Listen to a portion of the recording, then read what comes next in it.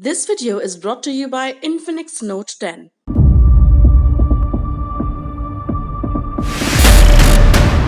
खेल डेडलाइंस का हो या फिनिश लाइंस का, आउटप्ले द रेस्ट।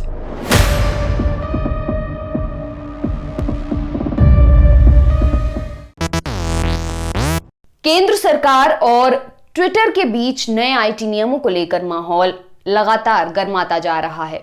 5 जून को केंद्र ने ट्विटर को एक खत लिखा। उस खत में लिखा, यूं तो नए आईटी नियमों को मानने की डेडलाइन 26 मई ही थी, लेकिन भलमनसाहत के नाते हम आपको एक आखिरी नोटिस भेज रहे हैं।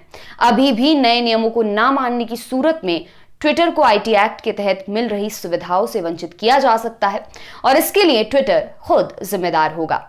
इसी नोटिस में आगे लिखा गया, ट्विटर 1 दशक से भी अधिक समय से भारत में ऑपरेशनल है। ऐसे में ये बात यकीन से परे है कि ट्विटर इंडिया अब तक ऐसा कोई मैकेनिज्म तैयार नहीं कर पाया कि जिससे भारत के लोगों की समस्याओं को समय से और पारदर्शी तरीके से सुलझाया जा सके। ट्विटर का नए आईटी नियमों को ना मानना ये जताता है कि उनका इस दिशा में कोई कमिटमेंट नहीं है। दरअसल ट्विटर और केंद्र सरकार के बीच तनातनी का दौर लगातार जारी है। ट्विटर ने 27 मई को नए आईटी नियमों को लेकर पहली बार अपनी प्रतिक्रिया दी थी। उसने सरकार के बनाए नियमों को मानने पर हामी जरूर भरी, लेकिन साथ में अभिव्यक्ति की स्वतंत्रता का सवाल भी उठा दिया। पुलिस पर डराने धमकाने की रणनीति अपनाने का आरोप लगाते हुए चिंता भी जताई।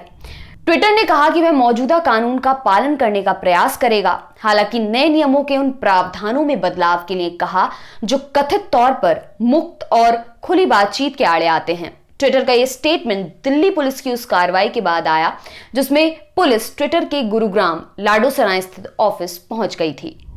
27 मई की ही शाम को इस पर भारत सरकार ने अपनी प्रतिक्रिया दी।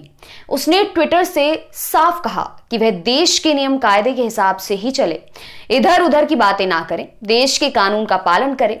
सरकार के मुताबिक कानून और नीतियां बनाना सरकार का काम है। ट्विटर मात्र एक सोशल मीडिया प्लेटफॉर्म है। उसे यह अधिकार प्राप्त नहीं है कि वह बताए कि पॉलिसी कैसी होनी चाहिए। सरकार ने यह भी कहा कि ट्विटर के आरोप पूरी तरह से आधारहीन और सरकार को बदनाम करने वाले हैं। ट्विटर के किसी भी कर्मचारी को डरने की जरूरत नहीं है। आपके लिए ये तमाम जानकारी जुटाई है हमारे साथी अभिषेक ने। मेरा नाम है दिव्यांशी। देखते रहिए दी लल्लन टॉप। शुक्रिया।